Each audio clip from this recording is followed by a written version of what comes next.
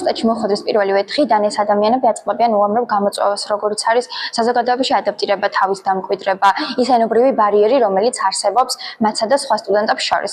ეს +4 პროგრამა ამ ადამიანებს ეხმარება არამხოლოდ ენის განვითარებაში და სწავლაში, არამედ სხვა სოციალური და საზოგადოებრივი ბარიერების დაძლევაშიც. ეს ლექციები და გაკოთლები, რომელიც სხვა ძალიან ბევრ სფეროს ეხება, ამ ადამიანებს ზოგადად ანახებს სამყაროს აღქმას, უცვლის,